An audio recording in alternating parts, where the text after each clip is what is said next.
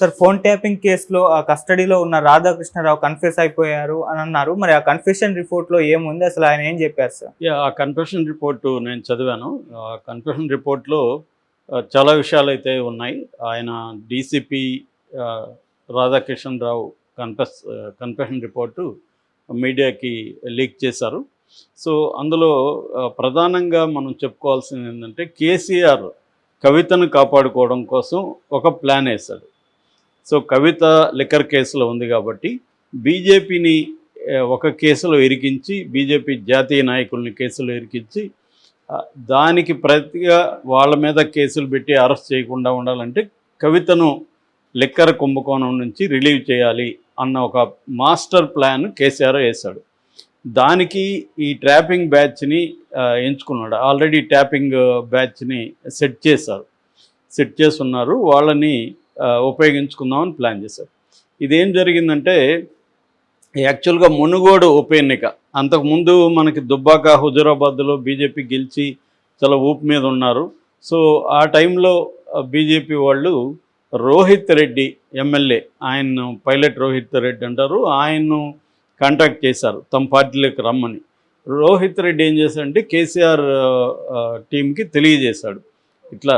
దాన్ని కేసీఆర్ ఏం చేశాడంటే, దీన్ని ఉపయోగించుకొని మనం ట్యాప్ చేద్దామని ప్లాన్ చేసి కేసీఆర్ తన మనుషుల్ని, తన కులానికి సంబంధించిన కొంతమంది ఎమ్మెల్యేలని బీజేపీ టచ్లోకి వెళ్ళమన్నాడు.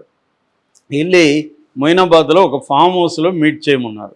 ఈ ఫామ్ హౌస్కి ముందుగానే వీళ్ళు ఏం చేశారంటే, ఎవరు రాధాకృష్ణరావు, ప్రణీత్రావు, ఈ టీం అయితే ఉన్నారు కదా, ఈ ఎస్ఐబికి సంబంధించిన ఫోన్ ట్యాపింగ్ టీం, ఈ టీంకి ఏం చెప్పారంటే, ఢిల్లీకి వెళ్ళి కొన్ని కెమెరాల్ని, కొన్ని ఆడియో డివైజెస్ని కొనుక్కురమ్మన్నారు. వీళ్ళు వెళ్ళి కొనుక్కొచ్చారు. ఈ ఫామ్ హౌస్లో ముందే ఫిక్స్ చేశారు ఎక్కడెక్కడ కెమెరాలు ఏంటి. వీళ్ళు ఫామ్ హౌస్లో మీట్ అవుతారు, రెడ్ హ్యాండెడ్గా పట్టుకుందాం అనేది కేసీఆర్ ప్లాన్.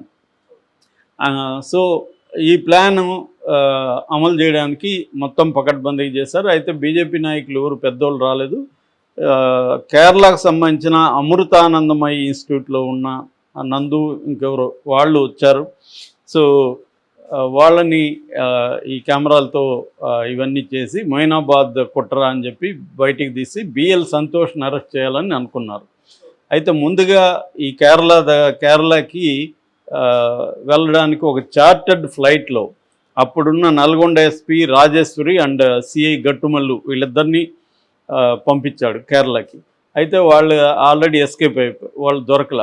సో అప్పుడేం చేశారంటే, ఈ రోహిత్ రెడ్డితో మాట్లాడిన ఆడియో ఉంది కదా, దీన్ని బేస్ చేసుకొని బిఎల్ సంతోష్ని అరెస్ట్ చేయాలని ఢిల్లీలో ట్రై చేశారు. అది కూడా వర్కౌట్ అవ్వాల. ఈ లోపల కోర్టు ఏం చేసింది, దీన్ని సిబిఐకి ఇచ్చేసింది. సిబిఐకి ఇచ్చినాక ఇంకా వీళ్ళ కంట్రోల్లో ఉండదు కదా. సో అలాగా అది ఫెయిల్ అయిందనమాట. సో ఇది ప్రధానంగా ఆయన కన్ఫెషన్ రిపోర్ట్లో చెప్పింది. అంటే కేసీఆర్ ట్యాపింగ్ను ఉపయోగించుకొని బీజేపీని తన కంట్రోల్లోకి తీసుకొని బీజేపీని ఇరికిచ్చేసి కేసులో, దానికి అప్పుడు బార్గెయిన్ చేయొచ్చు. కవితను మీరు కేసులో నుంచి రిలీవ్ చేస్తే నేను ఈ కేసులో నుంచి బిఎల్ సంతోషం చేస్తాను అని చెప్దామనేది కేసీఆర్ ప్లాను. గతంలో కూడా చంద్రబాబును కూడా ఇలాగే ఇరికిచ్చి చంద్రబాబుని ఇక్కడి నుంచి ఖాళీ చేయించడానికి కేసీఆర్ ప్లాన్ వేశాడు. అది కేసీఆర్కి వర్కౌట్ అయింది. అప్పుడు చంద్రబాబు ఏంటంటే అడ్డంగా ఇదే రేవంత్ రెడ్డి, చంద్రబాబు ఇరుక్కున్నారు. కాబట్టి చంద్రబాబు హైదరాబాదు ఉమ్మడి రాజధానిగా 10 ఏళ్ళు ఉన్నప్పటికి కూడా ఆయన వదిలేసి వెళ్ళిపోయాడు. అట్లాగే తెలంగాణలో కూడా నేను ఫంక్షన్ కానని చెప్పేసి ఇంకా వెళ్ళిపోవడానికి ట్రై చేశారు. సో ఇదే మెథడ్ని కేసీఆర్ ఉపయోగించుకున్నాడు. ఇది ప్రధానంగా ఆయన చెప్పింది. ఇది కాకుండా ఆయన చాలా విషయాలు చెప్పాడు. అదేంటంటే, కేసీఆర్ చాలామంది మీద నిఘా పెట్టించాడు. ఫర్ ఎగ్జాంపుల్, పర్సనల్గా ఎవరికైనా గడ్డి ఉంటాయి. కుత్బుల్లాపూర్ ఎమ్మెల్యే వివేకానంద ఉన్నాడు. ఆయనకు ఇబ్బంది పెడుతున్న శంకేర్ రాజు అని ఆయన మీద నిఘా పెట్టమన్నారు, మేము పెట్టాము. అట్లాగే ఈ ఐపీ రికార్డ్స్ అంతా కూడా మేము కలెక్ట్ చేసేవాళ్ళం ఎమ్మెల్యేలకు సంబంధించి. ముఖ్యంగా ప్రతిపక్ష పార్టీ నాయకులైన రేవంత్ రెడ్డి వాళ్ళ ఫ్యామిలీ మెంబర్స్ ఫోన్లన్నీ కూడా మేము ట్యాప్ చేసాము. అట్లాగే బండి సంజయ్ ఫోన్ ట్యాప్ చేసాము, అరవింద్ ఫోన్ ట్యాప్ చేసాము, తర్వాత తీగల కృష్ణారెడ్డి ఫోన్ ట్యాప్ చేసాము, ఈటెల, తర్వాత అరవింద్ నిజామాబాద్ ఎంపీగా ఆయన ఉన్నారు. అట్లాగే తాండూరు ఎమ్మెల్యేకి పోటీగా ఉన్న పట్నం మహేందర్ రెడ్డి ఆయన ఇది చేసాం. విత్ ఇన్ ద బీఆర్ఎస్ పార్టీలో వాళ్ళ మీద కూడా మేము నిఘా పెట్టాం. ఈటెల బీఆర్ఎస్ పార్టీలో ఉన్నాడు, అతని మీద నిఘా పెట్టమన్నారు, పెట్టాము. అట్లాగే ప్రవీణ్ కుమార్ మీద నిఘా పెట్టాము. ఆర్ఎస్ ప్రవీణ్ కుమార్ ఇప్పుడు వెళ్ళాడు, ఆయన బీఎస్పీలో ఉన్నాడు, ఆయన మీద నిఘా పెట్టాము. అట్లాగే కడియం శ్రీహరి, రాజయ్య వీళ్ళిద్దరి మధ్య గొడవ ఉంటే వాళ్ళిద్దరి మీద నిఘా పెట్టమన్నారు. సో వాళ్ళిద్దరి మీద కూడా నిఘా పెట్టాము.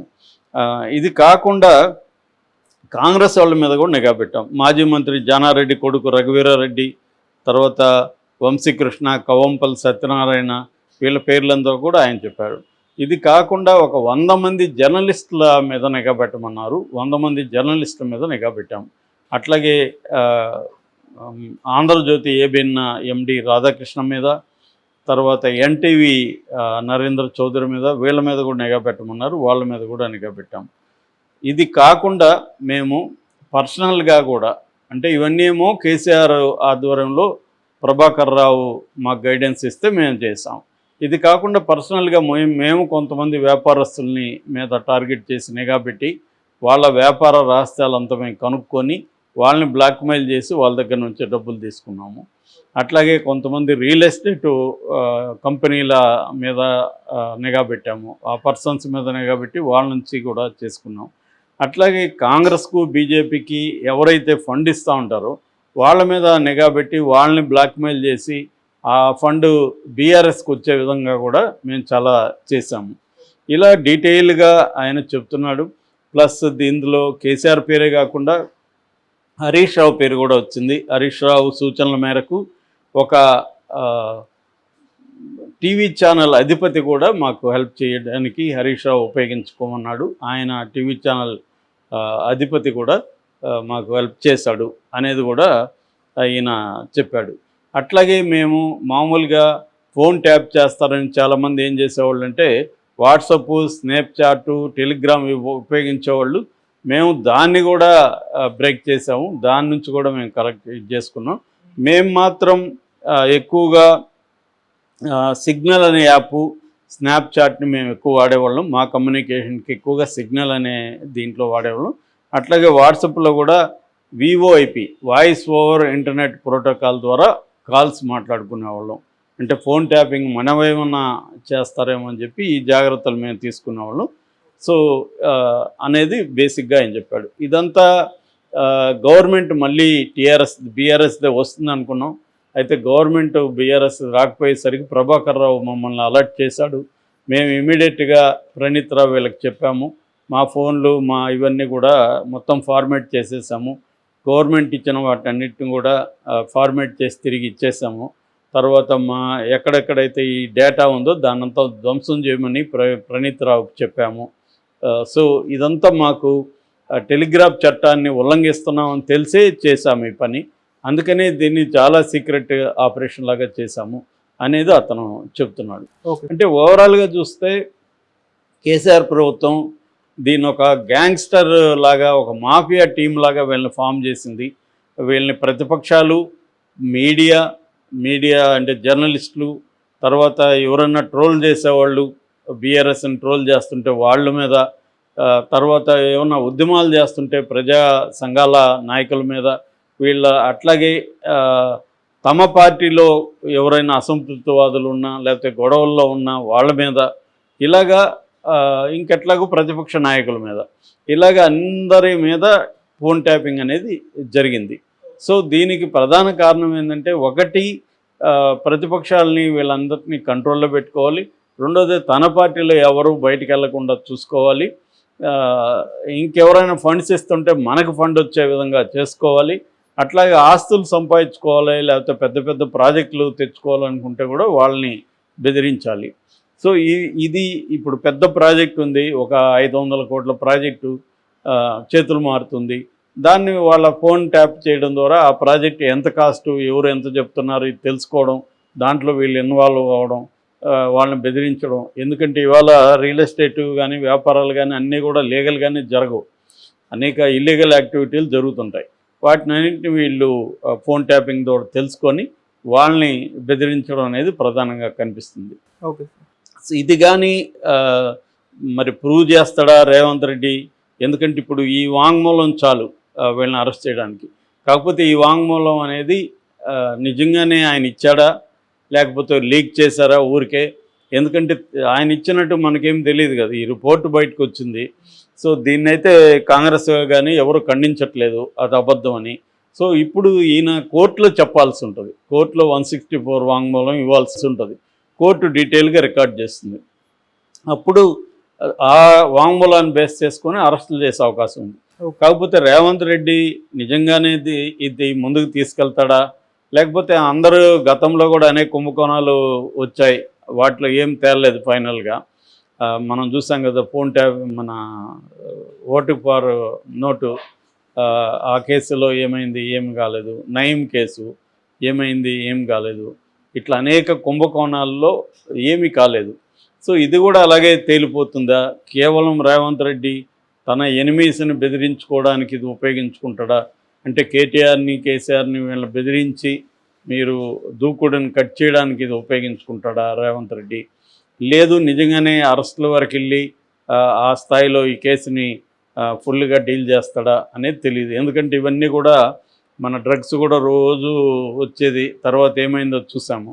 మామూలుగా ఇదంతా ఏం చేస్తారంటే ప్రతి పొలిటికల్ పార్టీ కూడా ఈ కేసుని తమకు అనుకూలంగా వాళ్ళని బెదిరించి భయపెట్టి లొంగ తీసుకోవడానికి, చంద్రబాబును ఎట్లయితే కేసీఆర్ లొంగ తీసుకున్నాడో అలాగా రేవంత్ రెడ్డి కేసీఆర్ని లొంగ తీసుకోవడానికి ఇది ఉపయోగించుకోవచ్చు. అంతకంటే ఏం జరగదని నా అభిప్రాయం. ఎందుకంటే అనేక కుంభకోణాలు దేశంలో చూసాము. ఈ కుంభకోణాలంతా ఏంటంటే ప్రతిపక్షాలని లొంగ తీసుకోవడానికి వాడుకుంటారు తప్ప నిజంగా దీన్ని ముందుకు తీసుకెళ్ళి శిక్షలు పడే విధంగా చేయడం అనేది జరగదు. ఓకే. సో అది బీజేపీ సెంట్రల్ గవర్నమెంట్లో ఉన్న బీజేపీ అదే చేస్తుంది, స్టేట్ గవర్నమెంట్లో ఉండే అనేక పార్టీలు కూడా ఇదే పని చేస్తాయి. నాకు తెలిసి రేవంత్ రెడ్డి కూడా ఇదే పని చేస్తాడు. చేయకపోతే మాత్రం చాలా గొప్ప విషయం అవుతుంది.